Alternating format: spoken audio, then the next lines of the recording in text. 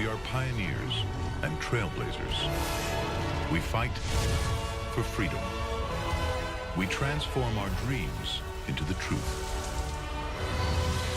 Our struggles will become a nation. October 2nd, 1835 through April 21st, 1836. The time period of one of the most significant events in the U.S. history, the Texas Revolution. The Texas Revolution was one of the most unique revolutions in history. If it wasn't for this, Texas wouldn't be annexed as the 28th state of the United States. It is similar to, or can be compared to, the 13 colonies trying to get their independence from Great Britain. It was basically the Mexican dictator trying to rule over the Texas colony, which angered the Texans. The Mexican government needed people to fill up the empty territory. Thus, land was open to U.S. immigrants to settle in.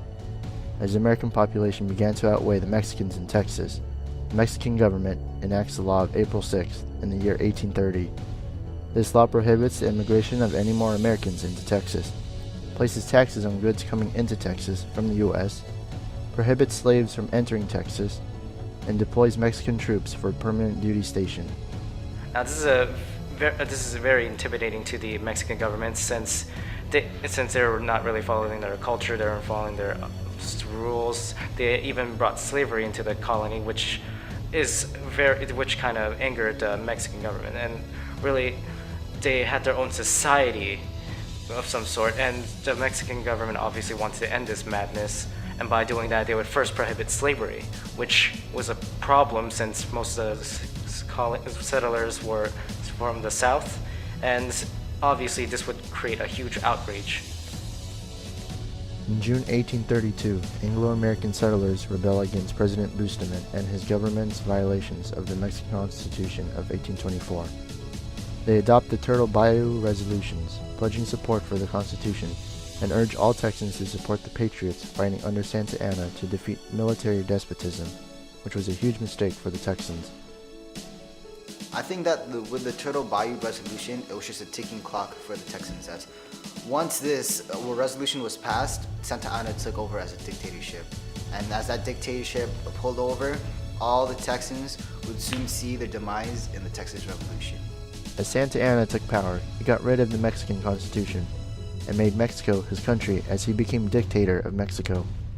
Therefore, in September 8, 1835, Stephen F. Austin, the father of Texas, declares war on the Mexican in order to protect the Texans' rights. October 2, 1835, the first shots were fired. The Texans were ordered by Mexican Lieutenant Francisco de Castaneda to return the cannon they received in Gonzales.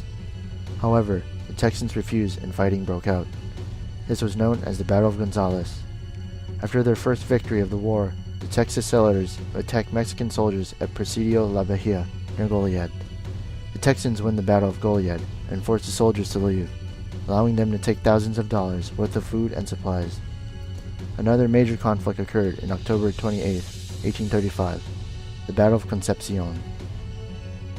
The Battle of Goliad was one of the significant events of the Texas Revolution. Now, in this battle, the Texans were victorious, and what they got out of this victory were supplies for the rebellion. But the Battle of Concepcion was the bigger picture. In this battle, the Mexicans outnumbered the Texans 5-1, but the Texans were still victorious. This proved that the Texans had a superior military than that of the Mexicans.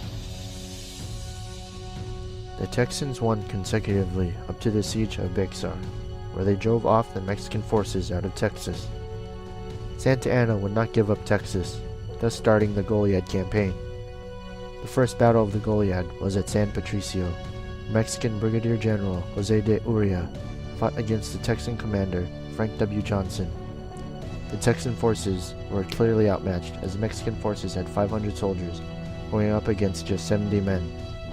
The Texans lost that battle and the other consecutive battles of the Goliad campaign. The Battle of the Alamo, although not part of the campaign, was another significant loss. In this battle, the Texan defenders, led by Colonel James Bowie, Colonel Davy Crockett, and Lieutenant Colonel William B. Travis, was to defend against an army of 1,800 Mexican soldiers, led by General Santa Anna himself. Now, these defenders, they were truly courageous. They were outnumbered about 9-1, and in the face of death, men like James Bowie, Davy Crockett, and Willie B. Travis had decided they would stay and defend the Alamo from this invasion that would surely kill them. Now, the Battle of the Alamo did end up being one of the most bloodiest battles, and it was known to other Texans as, well, let's just say it created one of the most memorable phrases in the war. The Texans had only about 200 men and fought for more than 10 days. Santa Anna would strike even when the Texans were at night, making it easy for his men to defeat the exterior forces and to move toward the mission. The Texans fought valiantly. However, their efforts weren't enough. In the end, the defenders were crushed and burned down with the mission. The losses didn't stop there. As the Mexican army continued pursuing Goliad, they win throughout the battles they face. Finally, at the Battle of Colito, they have completed their bloodthirsty campaign. General Jose de Urrea goes up against 300 Texans, led by Colonel James Walker Fannin, with his army of over 1,000 men. Fannin's men get obliterated. The survivors of the battle were ordered to be killed. This massacre was known as the Goliad Massacre. After the tragedies of the war, the Texans prepare for the final battle that will determine the outcome of the revolution, the Battle of San Jacinto. As the two armies meet up at what is known as a modern-day La Porte, Santa Anna's men suffer heavy casualties from the angry Texans. The Texans were victorious. However, Santa Anna managed to escape the scene of the battle, but was found the next day in a common soldier uniform. He was held as a POW, prisoner of war, and forced to surrender in front of Houston. Later, he signs the treaties of Velasco, ending the revolution and bringing independence to the Texas colony.